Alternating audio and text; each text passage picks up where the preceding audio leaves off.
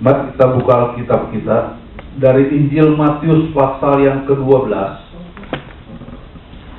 ayat ke-33 sampai dengan ke-37.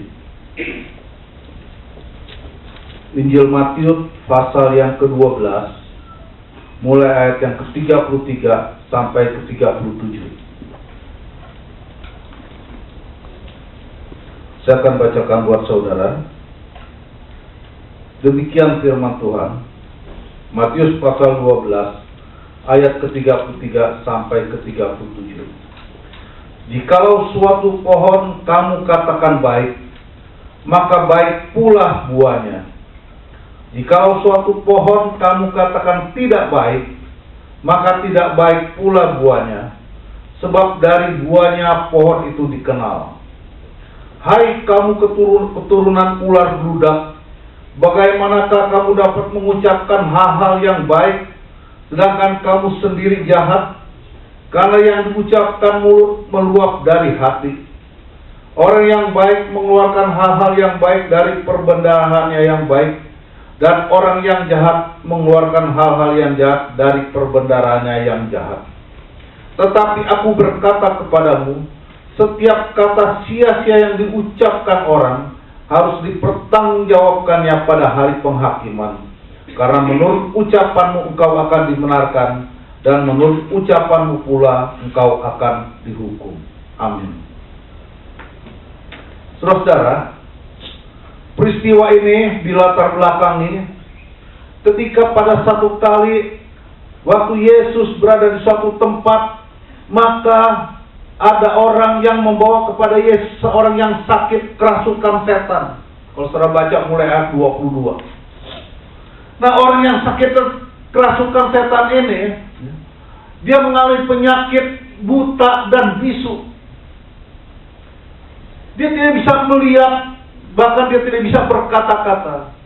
Dan waktu dibawa ke hadapan Yesus, Yesus langsung menyembuhkan orang tersebut. Oh, orang jadi kagum, orang takjub akan keadaan itu. Tetapi di situ ada orang Farisi, saudara. Orang Farisi itu berkata, itu dengan Beelzebul, penghulu setan, dia mengusir setan. Lalu Yesus yang mengetahui pikiran orang Farisi itu berkata, kalau sebuah kerajaan terpecah-pecah, maka dia tidak akan dapat bertahan. Demikian juga kota-kota dan rumah tangga yang terpecah-pecah, dia akan hancur. Lebih lanjut Yesus berkata, kalau aku mengusir setan dengan kuasa Beelzebul, dengan kuasa siapakah murid-muridmu itu mengusir setan? Karena demikianlah nanti murid-murid itu akan menjadi hakimmu sendiri.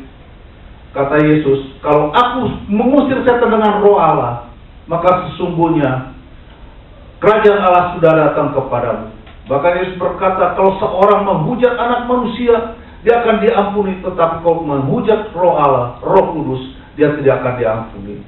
Baru kemudian ayat 30 yang kita baca tadi, Yesus berkata begini, jikalau satu pohon kamu katakan baik pohon itu, maka baik pula buahnya. Tetapi kalau sebuah pohon tidak baik, maka tidak baik pula buahnya. Karena dari buahnya lah kamu kenal akan pohon itu. Lalu Yesus berkata kepada orang Farisi itu, hai kamu orang keturunan ular beludak, katanya. Bagaimana kau bisa mengucapkan hal-hal yang baik kalau kamu sendiri jahat? Karena apa yang diucapkan mulut itu meluap dari hati. Setiap orang yang mengeluarkan kata-kata baik itu keluar dari perbendaharanya yang baik, dan orang-orang yang jahat mengeluarkan perbendaharaan yang jahat dari dalam hatinya. Demikian seriusnya Yesus berkata, karena setiap orang dia akan dihakimi pada hari penghakiman menurut apa yang dia ucapkan. Nah, saudara, apa sebenarnya yang Yesus sedang ajarkan kepada para murid dengan peristiwa ini? Saya pelajari, ketika saya membaca peristiwa ini, saudara, maka sedikitnya ada dua hal yang Yesus mau ajarkan kepada kita. Karena Yesus bilang seseorang itu akan dibenarkan atau dipersalahkan pada hari penghakiman. Bukan saja ketika dia membunuh, bukan saja karena dia mencuri, bukan saja karena dia berzina, tetapi justru hanya karena ucapan yang sia-sia. Yang Yesus ajarkan ada dua hal. Yang pertama, Yesus mau kita membuang kata-kata penghakiman. Sebagaimana kita bisa baca dalam ayat yang ke-34 tadi. Yang kedua, Yesus mau kita membuang isi hati kita yang jahat. Saya berdoa setiap kita mendengar firman Tuhan, saudara-saudara, kita dapat memahami pesan-pesan Yesus. Apa yang Tuhan mau kehendaki dalam hidup kita. Yang pertama, dia mau kita membuang kata-kata kita penghakiman. Mari kita lihat ayatnya yang ke-34 dari bacaan kita tadi.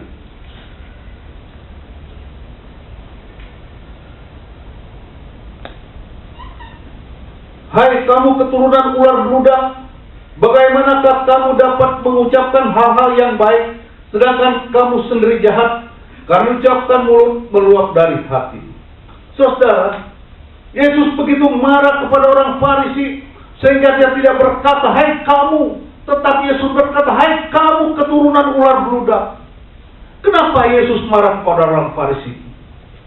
Karena kalau kita baca dalam ayat 24, ketika Yesus sudah menyembuhkan orang yang sakit, buta, dan bisu itu, lalu orang Farisi itu dengan seenaknya berkata, itu dengan kuasa Beelzebul, penghulu setan, dia mengusir setan. Saudara, ini adalah kata-kata penghakiman, dan Yesus marah ketika orang mengucapkan kata-kata penghakiman. Siapa orang Farisi itu? Kalau saudara lihat kamus Alkitab di bagian belakang, maka saudara akan tahu orang Farisi itu adalah serombongan orang yang disamakan dengan para rabi, dengan guru-guru agama. Dia cakap mengajar, dia hafal isi seluruh hukum Taurat, dan dia juga mempraktekkan dalam hidupnya, bahkan dia memelihara adat istiadat dengan sangat ketat. Tetapi bagi Yesus, dia orang yang tercela. Kenapa? Karena mulutnya adalah mulut yang suka menghakimi. Saudara, peristiwa ini mengingatkan kepada kita, ada banyak orang Kristen yang sama seperti orang Farisi, yang mulutnya paling gampang menghakimi. Saya beri contoh, saudara. Ketika ada seorang wanita atau pria yang umurnya katakanlah sudah 30 lebih, bahkan 40, dia belum kawin. Aduh, kalau kita dengar komentar-komentar, saudara, banyak yang menghakimi. Wah, ada yang bilang, oh dia nggak kawin karena dia milih-milih. Oh dia nggak kawin karena ada kutuk. Dia nggak kawin karena orang tuanya sih berbuat begini-begitu, saudara. Padahal kalau kita lihat di Injil Matius pasal yang ke-19 ayat yang ke-12, di situ jelas dijelaskan bahwa orang itu bisa tidak kawin. Kenapa? Karena memang kata Alkitab dia dilahirkan sejak dia dari rahimnya, memang sudah demikian. Ada juga yang orang tidak kawin karena dibuat oleh orang lain, tetapi ada juga orang yang tidak kawin karena membuat dirinya demikian karena kerajaan Allah. Tapi mulut kita sering menghakimi, saudara. Kita kadang-kadang sama dengan orang Farisi yang suka menghakimi ketika kita melihat seseorang yang hidup dalam kesusahan, dalam kemalangan, dalam musibah. Lalu kita mulai berkata, dosa apa tuh orang sampai dia dapat seperti itu? Dosa apa tuh orang tuanya sampai dia begitu? Padahal Yesus mengajarkan ketika orang buta sejak lahirnya, murid-murid berkata kepada guru-guru, siapa berbuat dosa? Orang ini kah atau orang tuanya? Yesus mengajar, bukan orang ini, bukan orang tuanya, tapi supaya kerajaan Allah dinyatakan atas hidupnya. Saudara, kita seringkali menghakimi. Kalau saudara mungkin di sini nggak dapat berita yang banyak mengenai keadaan di Indonesia. Lebih kurang 3 bulan yang lalu, saudara, ada seorang ustadz yang masih muda, masih energik. Namanya Ustadz Jeffrey, disingkat jadi UJ. Dia disebut Ustadz gaul, disenangi dengan anak-anak muda, lagi naik daun. Hampir setiap minggu dia muncul di televisi. Orangnya ganteng, memang dia bekas peragawan, dan dia pintar mengajar orang. Satu kali, lebih kurang 3 bulan yang lalu, saudara, dia itu naik motor besar 600 cc. Rumahnya di daerah Tangerang Selatan, jadi Kebayoran Lama sana. Dia pergi ke rumah temannya dan pulang dari rumah temannya lebih kurang jam 1 sampai jam 2 tengah malam. Naik motor. Dan ketika itu dia mengalami kecelakaan tunggal. Motornya menabrak trotoar dan dia terpental. Dianya sendiri nabrak pohon palem. Saya rasa jasadnya pun gak diperlihatkan. Mungkin jasadnya sendiri mengalami kehancuran. Tapi yang hebatnya, saudara, ketika dia mati, dan orang Islam itu kan mayatnya nggak seperti orang agama lain yang disimpan berhari-hari. Kejadian malam, besoknya langsung dikubur. Saudara tahu, yang datang ribuan orang melayat, dan nggak ada satupun suara sumbang yang mengatakan, wah, dia kenapa kecelakaan? Dia kenapa? Berbuat apa dia seperti itu? Nggak ada satu orang pun yang berkatakan kata sumbang, saudara. Tapi coba kalau pendeta yang mengalami seperti itu, saudara, aduh, pasti banyak kata-kata miring, saudara. Kita nggak melakukan apa aja kalau pendeta dihakimin mulu, saudara. Pendeta kurus, dia bilang, aduh, itu pendeta kurang diberkati, penampilannya nggak oke. Giran pendetanya itu pendeta makan melulu, kapan puasanya? Yakin. Pendeta hidupnya susah, melarat. Wah, itu pendeta nggak diberkatin. Tapi ketika pendeta kaya, pendeta makanin uang perpuluhan, persembahan jemaat semua. Dihakimin terus, saudara. Pendeta nggak punya anak, dibilang, pendeta itu hidup dalam kutuk, nggak dikasih keturunan. Begitu pendeta punya anak banyak, tuh pendeta doyan banget, kapan didoain buat jemaat katanya. Aduh, kalau kita, saudara, banyakkan menghakimi mulut. Tuhan mau kita itu jangan menghakimi. Amin. Alkitab berkata dalam Matius pasal 7 ayat 1-5, Alkitab bilang begini, suruh belajar mempelajari kepada kita. Alkitab bilang, jangan kamu menghakimi, supaya kamu tidak dihakimi. So, penghakiman yang sama kamu ukurkan kepada orang lain, itu akan diukurkan kepadamu. Mengapa engkau mengatakan, mengeluarkan selumbar dari mata saudaramu, padahal ada balok dalam matamu yang kau tidak ketahui? Keluarkan dulu balok dalam matamu, maka kamu baru bisa mengatakan dengan jelas, keluarkan selumbar yang ada dalam mata saudara.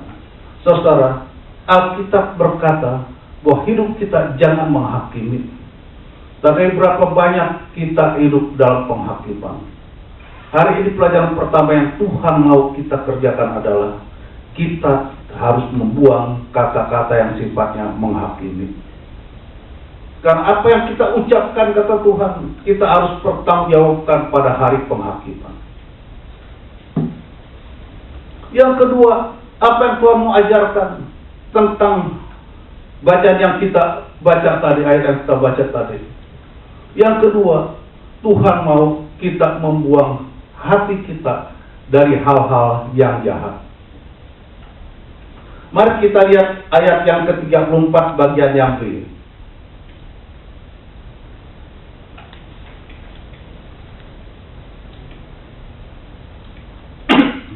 Dari Matius pasal 12 tadi, saudara.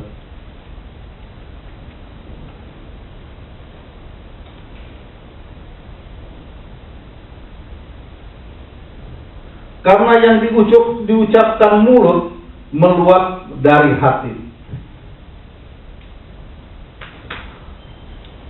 Alkitab berkata karena apa yang diucapkan oleh mulut itu keluar dari hati. Dengan kata lain, saudara, perkataan yang kita ucapkan ini adalah luapan dari hati kita. Jadi Yesus menggambarkan hati manusia yang pertama adalah seperti mata air. Dia meluap dari hati kita dan keluar dari perkataan kita. Kalau hatinya banyak kejahatan, maka yang keluar adalah kata-kata yang jahat. Makanya jangan pernah ada orang yang suka kata-kata jahat bilang begini, gue sih cuman mulut yang jahat, tapi hati gue baik. Itu nggak sesuai dengan Alkitab. Karena Alkitab katakan apa yang diucapkan mulut itu meluap dari hati kita. Dan bagaimana kita bisa mengisi hati kita supaya menjadi mata air yang baik.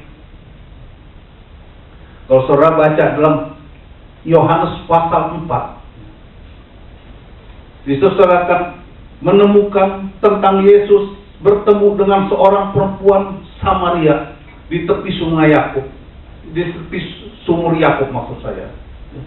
Ketika Yesus sedang berjalan menyusuri daerah Samaria, dia sampai ke kota Sichar.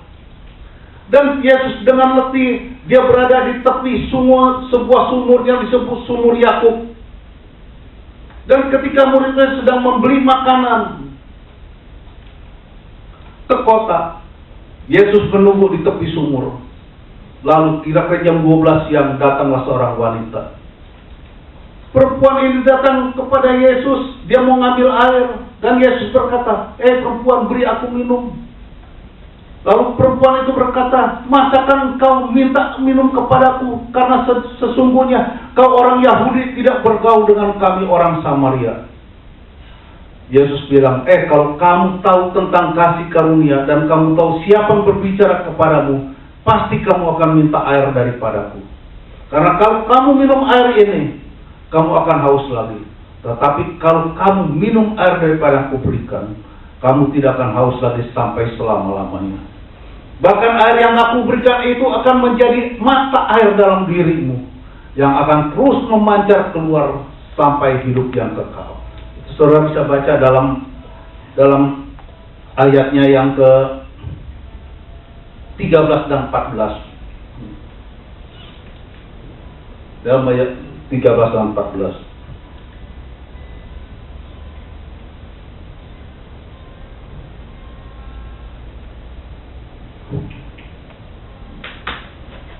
Ayat 13-14 berkata begitu, saudara.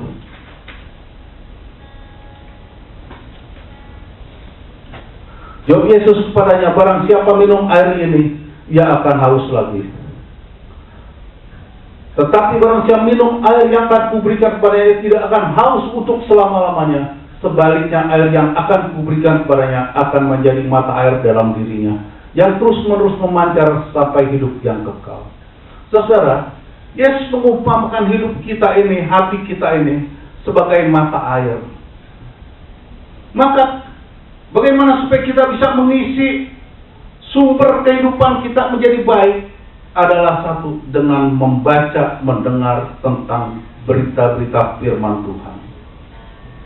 Maka itu akan menjadi hidup kita berubah menjadi baik. Yesus bilang itu akan menjadikan bukan saja air hidup buat kita, tapi akan menjadikan mata air yang memancar dari hidup kita.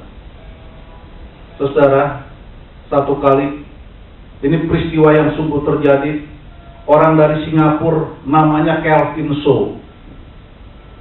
Saya punya brosur tapi saya tidak bawa. Brosur itu sudah sejak tahun 2010. Dia diundang di salah satu gereja di Jakarta. Dan dia diundang di negara-negara lain. Calvin Shaw ini, saudara, seorang anak yang sekarang ini sudah berumur 40-an lebih. Dulu waktu dia masih kecil, dia ditinggalkan oleh ibunya. Kenapa ibunya meninggalkan dia? Karena ternyata bapaknya itu suka judi dan suka narkoba, juga berperilaku kasar. Sehingga ketika bapaknya dipenjara, ibunya pergi meninggalkan dia.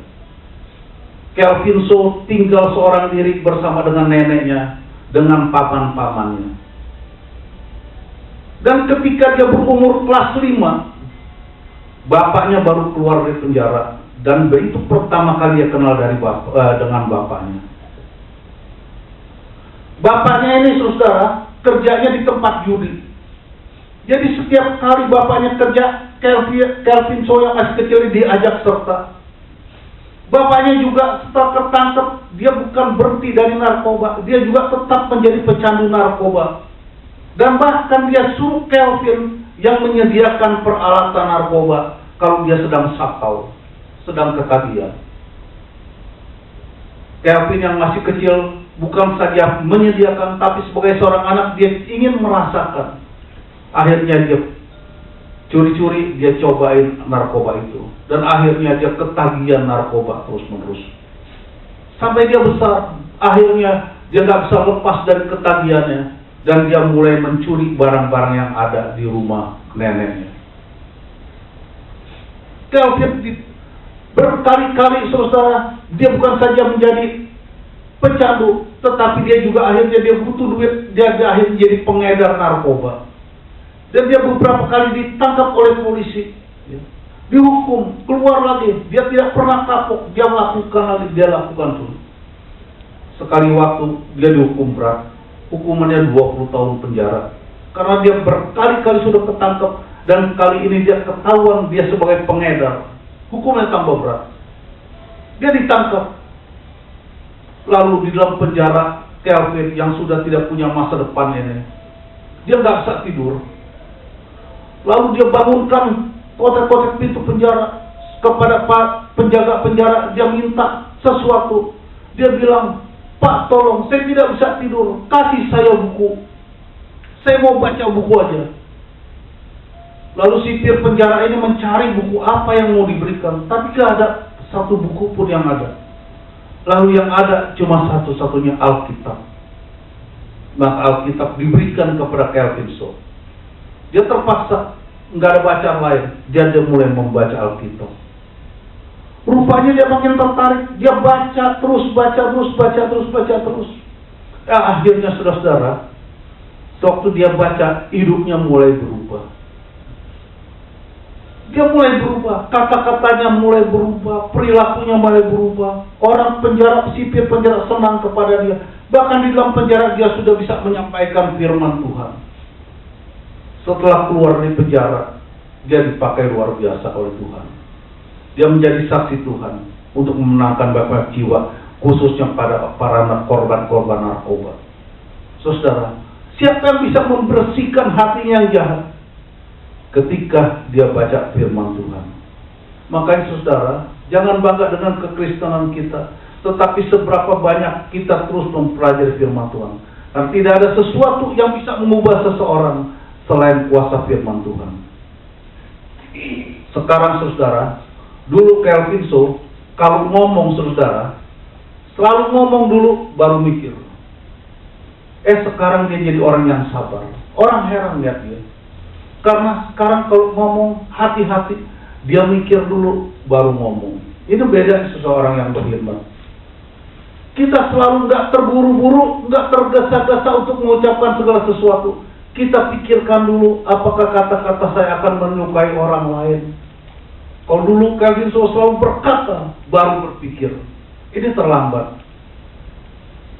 Saudara, orang tergesa-gesa selalu salah langkah.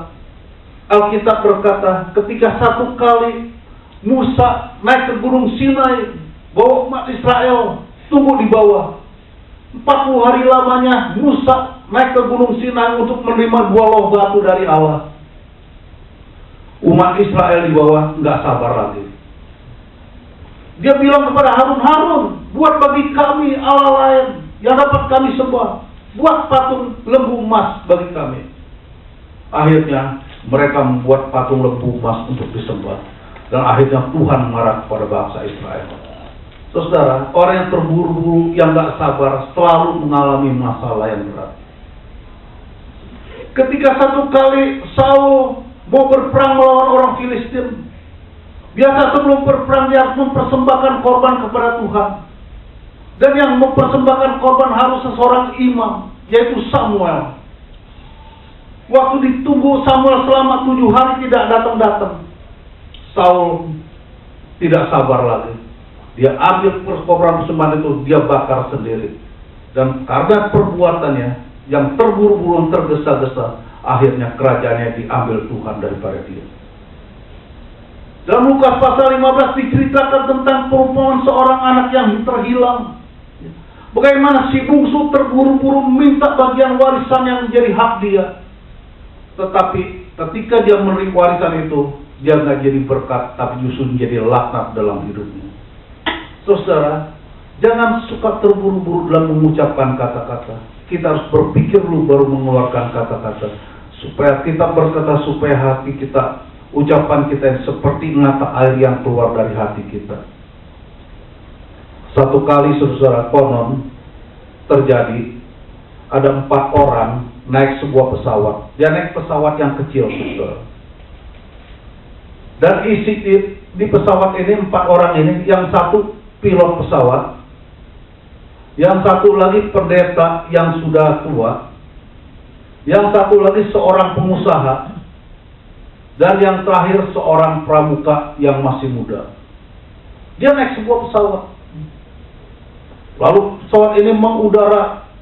Wah, dia menikmati pemandangan di bawah. Ketika di atas, pilot pesawat merasa mesin pesawat ini mulai rusak. Dan dia tahu pilot yang berpengalaman ini dalam kurang hitungan dalam 10 menit pasti pesawatnya akan jatuh. Lalu dia bilang kepada para penumpang, saudara-saudara, pesawat ini akan jatuh dalam hitungan 10 menit yang akan datang. Maka kita harus segera turun, katanya. Tetapi sayangnya parasit kita cuma ada 3. Lalu pilot ini ngambil parasitnya, pakai ranselnya. Dia bilang, sorry ya, saya duluan, katanya. Dia turun, saudara. Tinggal 3 orang, tapi parasitnya tinggal 2. Terus yang pengusaha diambil buru-buru ransel. Langsung dia bilang, saya banyak urusan, saya banyak bisnis, saya duluan, sorry ya. Dia terjun lagi, saudara. Sekarang tinggal 2 orang, tapi parasitnya tinggal 1, saudara. Pendeta ini bilang begini, saudara, kepada anak muda ini, nah, kamu sekarang pakailah parasutmu. Nanti kalau kamu sudah turun, temuin orang tua kamu, katanya, berbakti kepada dia. Nanti saya akan menghadap Bapak di surga. Kata yang pramuka ini gini, Pak, sabar Pak, tenang, kita pasti selamat. Lah, gimana caranya, katanya? Tadi yang pengusaha itu tergesa-gesa, dia terburu-buru. Yang diambil bukan parasit, tapi ransel saya yang dipakai. Orang yang terburu-buru saudara lantas, saudara. Makanya Tuhan mau kalau kita bicara dipikir dulu. Jangan ngomong dulu baru mikir belakangan. Karena kita bilang hati kita ini mata air yang harus terus memancarkan kata-kata berkat buat orang lain. Yang kedua, saudara, Tuhan mau mengumpamakan hati kita ini seperti gudang. Ayat yang ke-35.